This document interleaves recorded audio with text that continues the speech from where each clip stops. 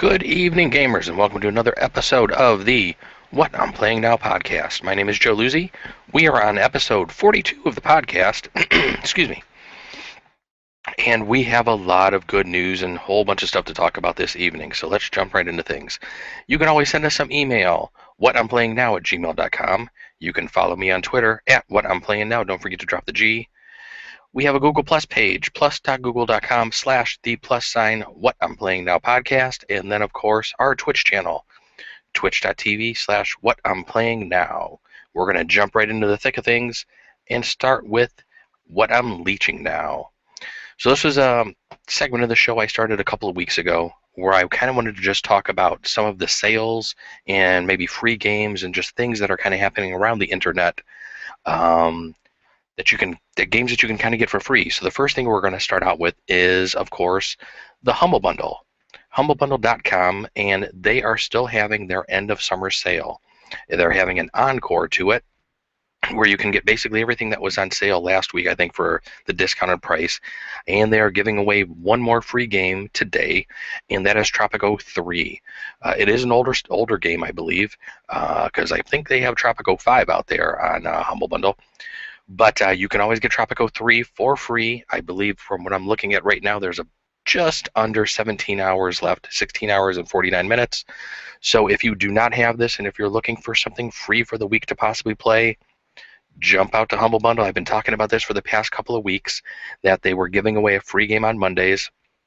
My guess is this is probably going to be the last free game that they will be offering, considering this is basically the end of their sale.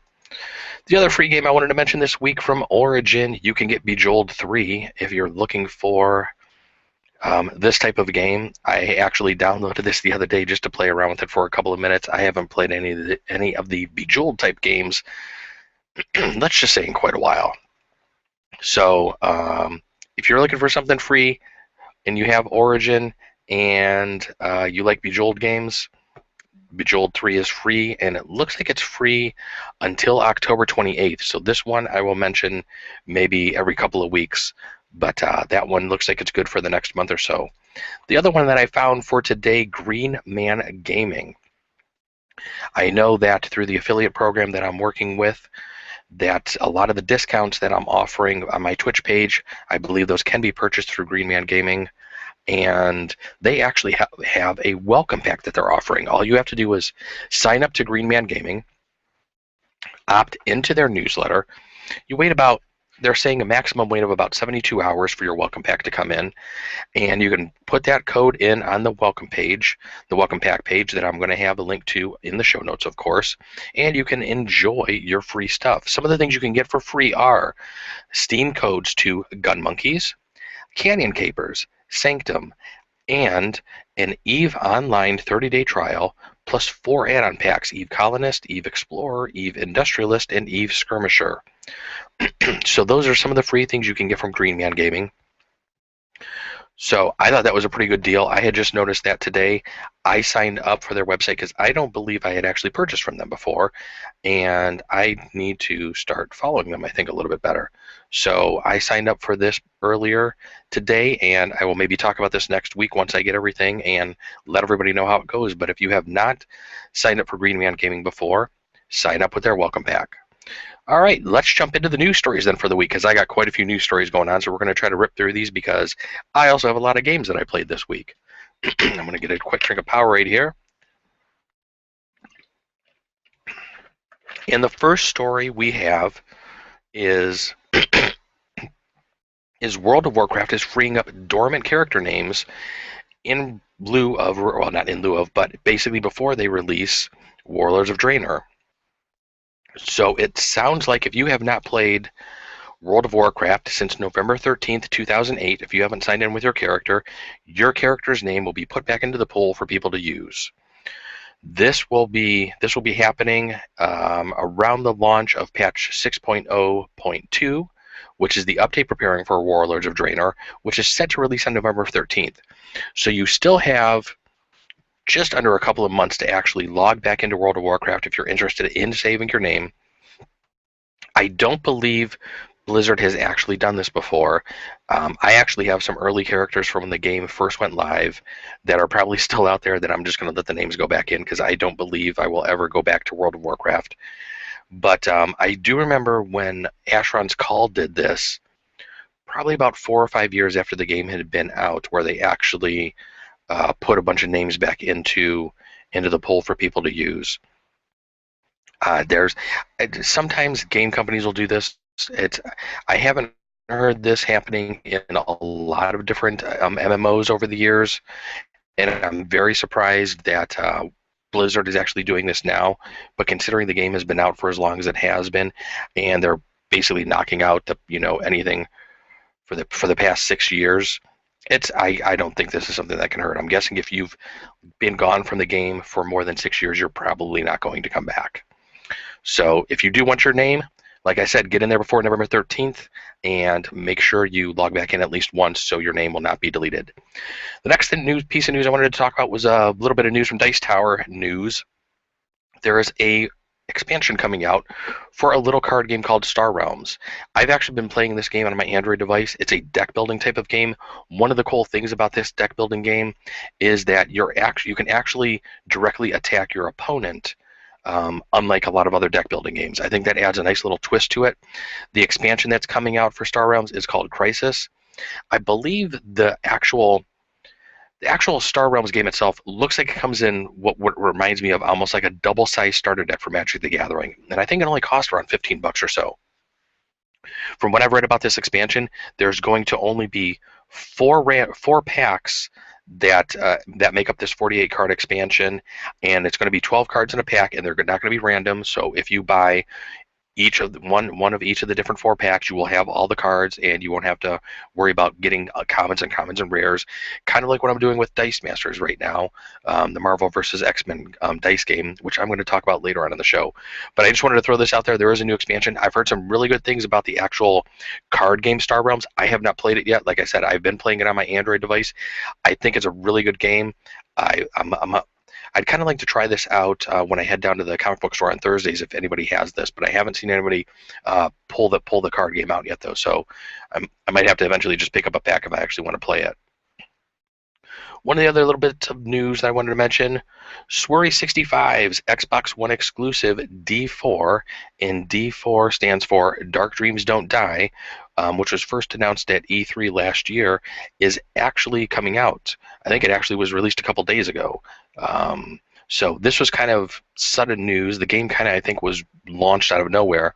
It actually comes with a prologue, episode 1 and episode 2. So I believe this game is going to be in lines similar to the Walking Dead game that is out on the PlayStation 3, Xbox, and all those things. And it looks like it's going to be priced at $14.99, and then there's going to be the other expansions that are going to be released at a later time. From what I remember seeing about this game on E3, it looked to be a pretty cool game. I'd like to check this out. I don't have an Xbox One though right now, so I'm going to have to find a friend or somebody that has the Xbox One and see how this game actually is. The other little bit of news, Polygon, I found an article from Polygon where they were talking about the PlayStation Now open beta, which hit PS3 this past week. I played around a little bit with PlayStation Now on the PS4. I really haven't bought any games or tried any games there, or rented any games, I guess you could say. But it sounds like they're actually releasing a lot, more than 150 games onto the PS3. And soon to be released are going to be Infamous, God of War Ascension, and Ultra Street Fighter 4.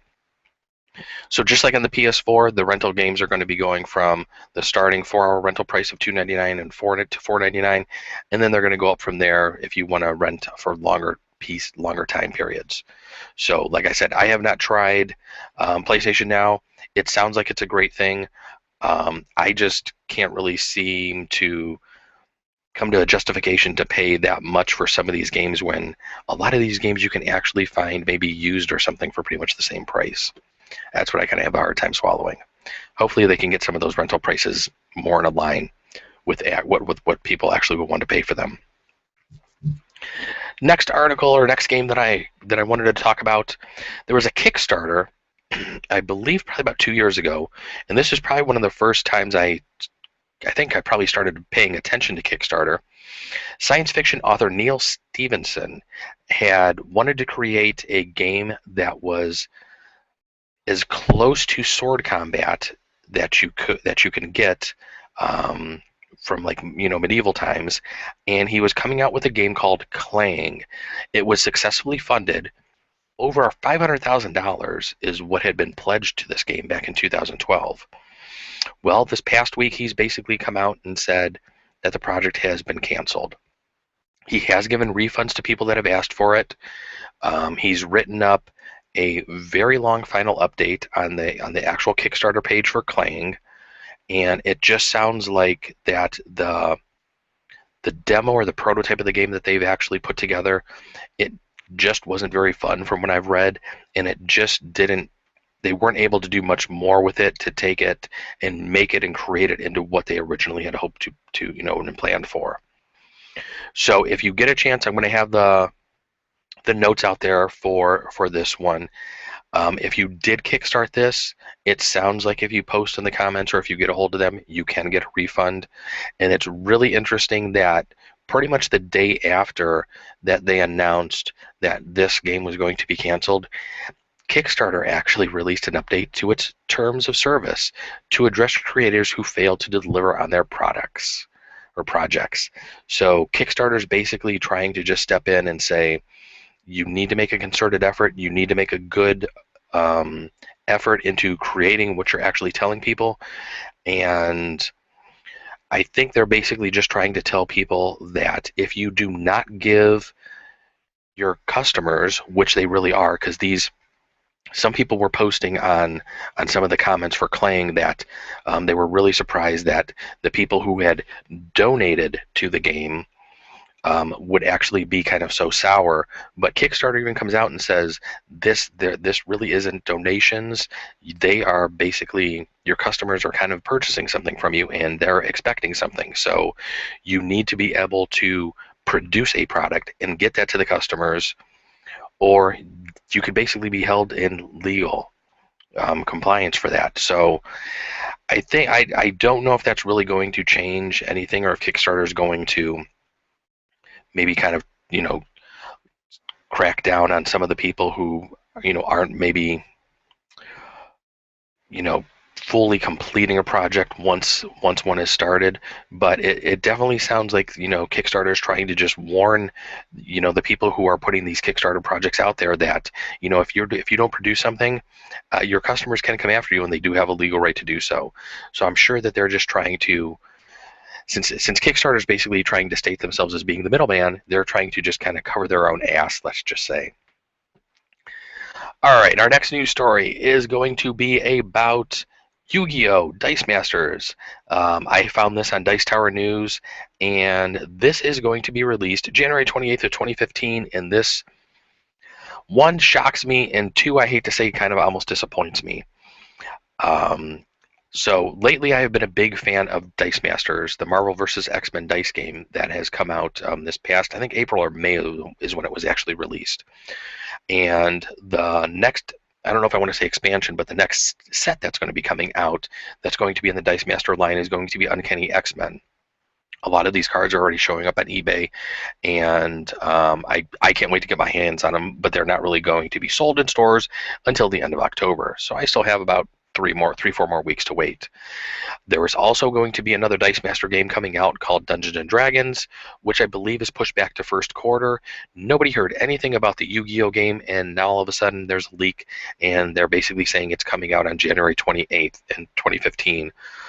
So it almost sounds like this one's going to be released before Dungeons and Dragons, which really surprises and shocks me. WizKids is the company who makes this game, and they are having a hell of a time keeping stock in the stores. Well, I think the store I go to has had boosters for quite a while, and we've actually played in one draft, and I believe there's another draft coming up in a couple of weeks. And I was told that the owner could pretty much get boosters in now regularly. The biggest thing is starters, and he even says he's been having trouble getting in starters, and starters are still going for actually more money now on Amazon. I think when I had picked up my starter maybe about a month ago, not even a month ago, I think I paid $25 for a starter, and it's supposed to retail for 15. I went out there and looked on Amazon today. They were up to 35. On eBay, they're going for probably around the same price. I would probably say between 20 and $35 for a starter, which is quite ridiculous, especially if they're actually creating all of these other Dice Master games like the Uncanny X-Men, like Yu-Gi-Oh, when they can't even support the first product. So my guess is if you're looking to get into Dice Masters, you want to play Dice Masters, try to find something in a secondary market if your local store doesn't have it, and you're probably just going to have to bite the bullet for the starter set because you do need the dice out of the starter set to actually play the game. That is the one part that really stinks about it. I'll be skipping Yu-Gi-Oh! I do have an order in for Uncanny X-Men. I will probably be getting, at minimum, one starter set, and I'm probably just going to get a case of boosters. And I believe I was reading on Board Game Geek today, a lot of people were saying that a case is basically going to be 2 boxes of two gravity feeds is what they're basically calling them. Now they are upping the booster count in the booster boxes. They are upping them from 60, which is what was in the Avengers versus X-Men, and they're upping those to 90, which is what's going to be in the Uncanny. And I believe all the other sets that are going to be coming out, like Yu-Gi-Oh! And Dungeons and Dragons, will probably be following the same set. Or saying, they're following that same numbering scheme. So I think to get the most and the best amount of cards, from what it's sounding like, they went to a 90 count box because I believe you're going to be almost guaranteed one super rare in each booster at least. I had heard of somebody was reading on Board Game Geek, they were opening up a couple of boxes and there were 3 super rares that came out of 2 boxes. So out of a case, two gravity feeds basically. If I can get 3 of the 4 super rares, I will be completely stoked because I had to go to eBay. Well, actually, I had purchased Gabi from a guy down at the comic book store, and then I had to go to eBay for my Knucklehead card. And I really, really don't like going out to eBay for a lot of that stuff. But one of the other pieces of news I wanted to mention in regards to Dice Masters, they actually released an update to the rules today. And this is a pretty big update to the rules. The crazy thing is, if you go out to their Dicemaster.com website, you really can't find these rules anywhere. I found them I found the link actually from a tweet that WizKids had sent out this afternoon, and went to it, and I posted it up on Board Game Geek. I could be found on Board Game Geek as AVR, and I posted that up in the rules section. And somebody else had posted later on in the comments that they can't find the link off the site, and I went back to the main site later on, and I could not find it either. There's no way to get to this PDF unless if you actually somehow got this link, I think, off of Twitter. So I'm not too sure if WizKids is trying to hide this, if they were just releasing this on Twitter a little ahead of time before they actually, update the website and really kind of release this to the full public. But I noticed it right away, posted it up on Board Game Geek. One of the biggest things that's changing in the rules is how your used pile is working. So when you purchase a die, your used dice, instead of going directly into your used pile, they will go kind of off the board into a transition area where they will stay until the end of your turn. Basically, what it sounds like they're trying to do is slow down the game and kind of maybe nerf Gabi and some of the other dice like Rally that are letting people churn and go through their dice a lot faster, and they're just trying to, I think, make the game to where the super rares aren't going to be the only things that are going to be winning it. I was reading through the forums this past weekend, and it really seems that in a lot of the tournaments that are going on, the Gabi decks are pretty much the things that are winning everything, and if you don't have the super rares, it's going to be extremely hard to beat these cards. So I think what they're trying to do is level the playing field for the people who don't necessarily have all of the cards, including the super rares, and maybe make it, for lack of a better term, a little more of a level playing field. But it's going to be really interesting. I know there were several different posts on the Board Game Geek forums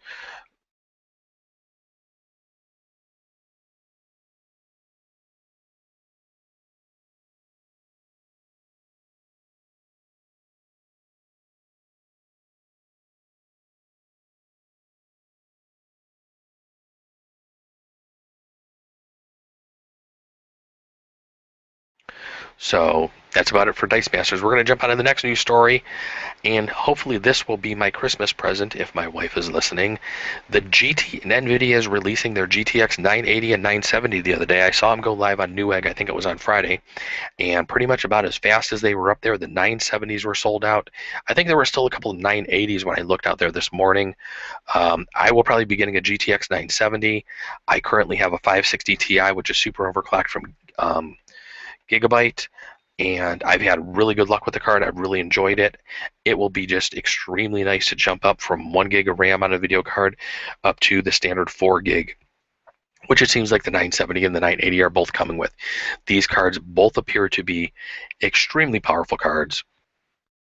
The nice thing is the power that is going to be needed to power them is going to be significantly less than some of the higher 780 cards that were out there from last year.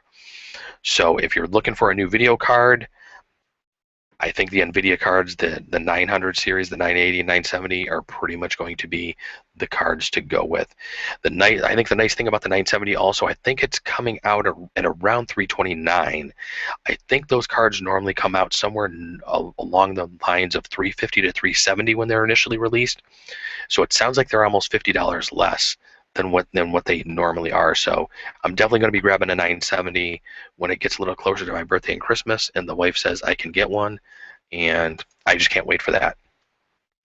One of the other news stories that I wanted to mention this week from Dice Tower News, Fantasy Flight Games is releasing 4 expansions for their living card game. So they're coming out with a new Android Netrunner living card game. For their living card game, it's called The Source. They're coming out with a Star Wars expansion called Ready for Takeoff. They're coming out with a Game of Thrones one called A Deadly Game, and one for Warhammer 40k Conquest, the Howl of Blackmane War Pack. I've recently been looking into some of these living card games, and they're actually kind of interesting, and I really want to pick one of these up. The game, you can basically buy a base game. I think they're going for maybe around $40 probably at the store from when it looked like they were going from what it looked like on Amazon. And it seems like in the base set you have enough cards in the game to basically play. It's a 2-player duel type game. The interesting thing about the living card game though is every month they're coming out with data packs, booster packs, or just a different type of. For each different game, they're calling the packs something a little different. So for Netrunner, they're calling them data packs. Star Wars, they're force packs. Game of Thrones is chapter pack. And it looks like for Warhammer 40k Conquest, they're calling them war packs. So it looks like for each game, they're calling them something a little different. But each of these packs adds an additional, I think it's around 60 cards right now. I think it was originally set to be 40, but I think there's 60 now. And it basically expands the game some. It's not like Magic the Gathering where you have commons and rare, and you're trying to open up tons of booster packs and trying to put together a deck of cards or a collection through that. These are just basic expansions that are coming out monthly that do expand the game, add more cards to it, but you don't have to worry about a collectability type of aspect to it. So this sounds pretty cool. My wife and I really like card games, and I think I'm going to have to pick one of these, and we're going to have to just dig into it and try it and see what it's like. So, but if you're into any of these 4 games from Fantasy Flight Games, you will definitely like what's coming out in October then. We're going to mention a little bit about Mojang in our next piece, and that's the Minecraft dev is basically dropping the price on Scrolls. The price on Scrolls was originally $21. They're dropping it down to $5. If you don't know what Scrolls is, it's their, I guess you can kind of say their collectible card game that also has kind of like a battle element to it. I have not played the game. I don't believe I ever got into the beta. If it's down to $5, I may pick this up now.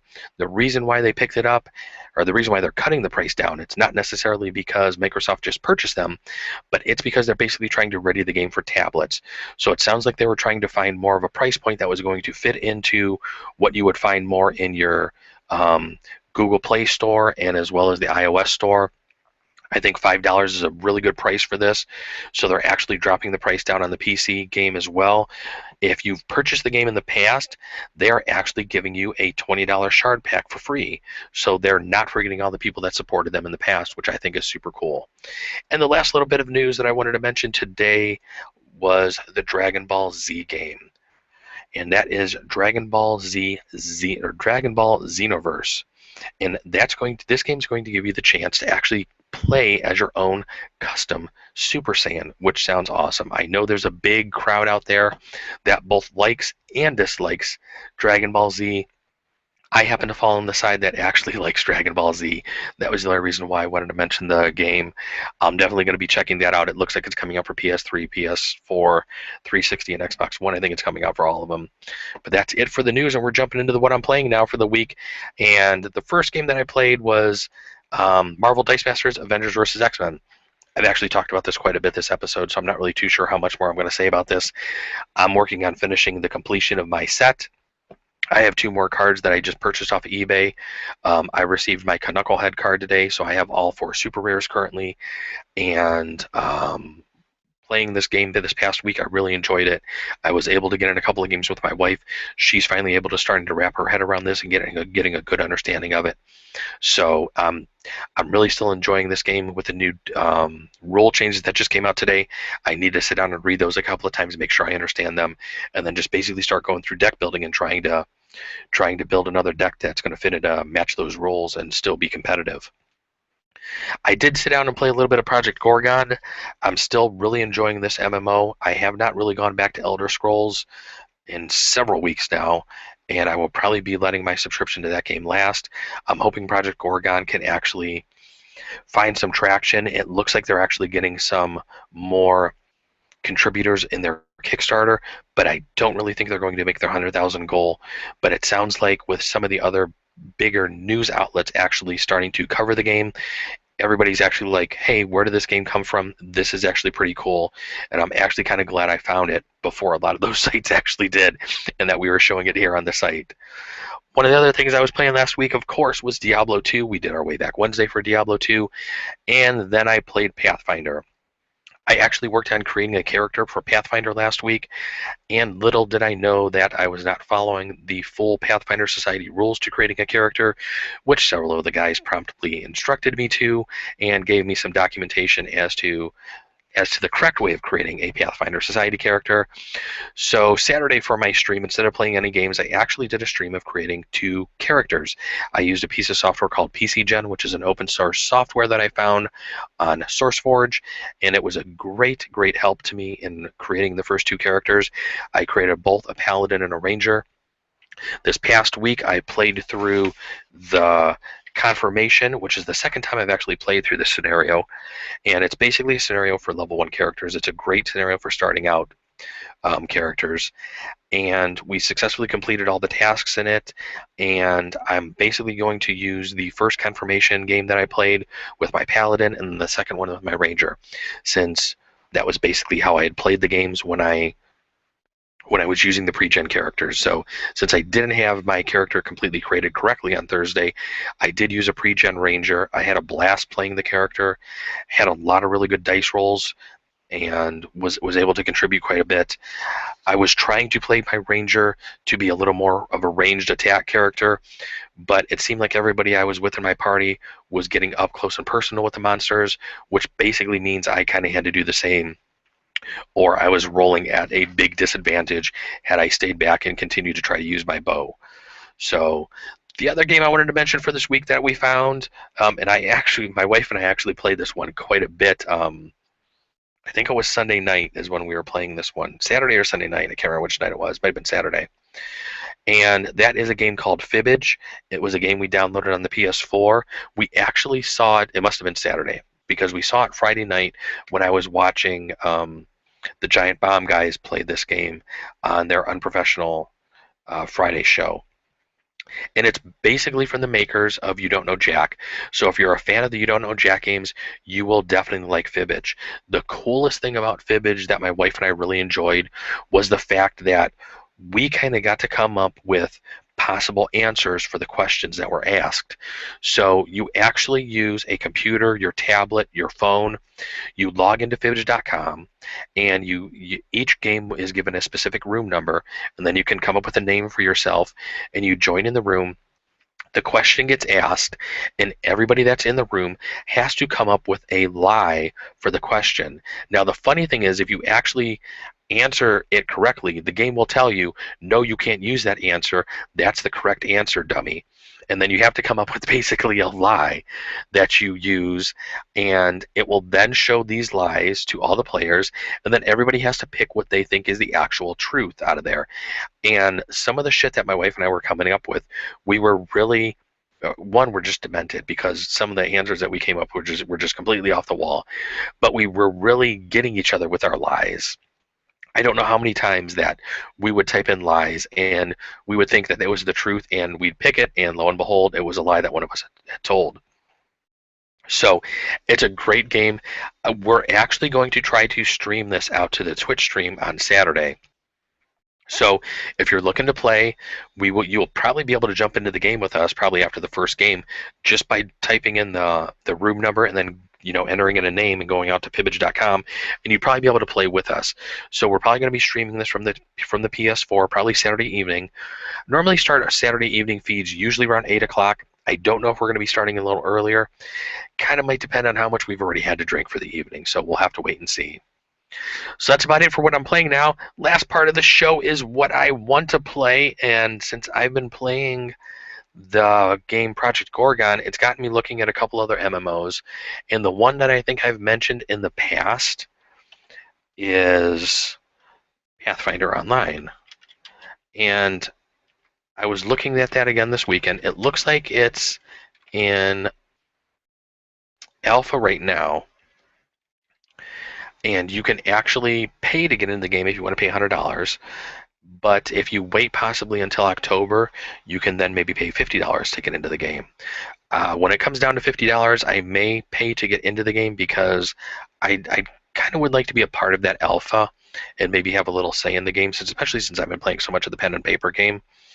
I kind of really like to see what they actually have going on in the actual MMO game and see how close some of the rule set is to what they're actually doing in the pen and paper game. So that's one of the games I want to play. The other game I want to play, since I had talked about some of those living card games that I had mentioned earlier, there's a couple of different ones from Fantasy Flight Games that have kind of piqued my interest that I'm going to have to talk to my wife about and see when we might be able to obtain a copy of one of these.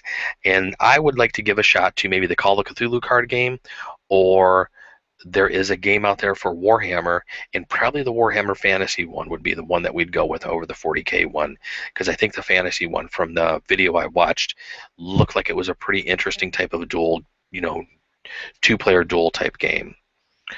So those are a couple of things I want to play now. Of course, you can let me know what you want to play now by sending me some emails. Send them to whatimplayingnow@gmail.com. You can follow me on Twitter at whatimplayingnow. Don't forget to drop the G. You can also follow us on Google+, plus.google.com/the What I'm Playing Now podcast. And of course, follow us on Twitch and watch us on Twitch, twitch.tv/whatimplayingnow.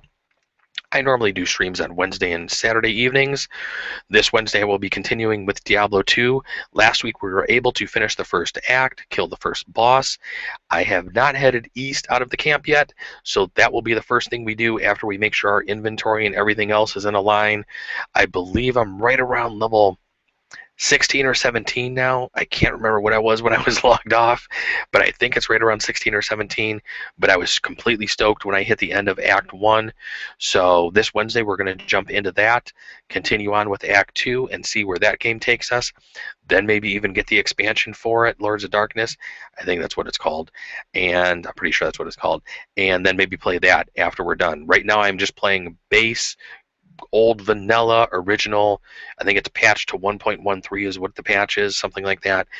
Just plain old Diablo 2. So that is about it for this show. Have a good week, everybody. We will see you next week. Go out there and play some games, and of course, let us know what you're playing now. We'll see you later, everybody.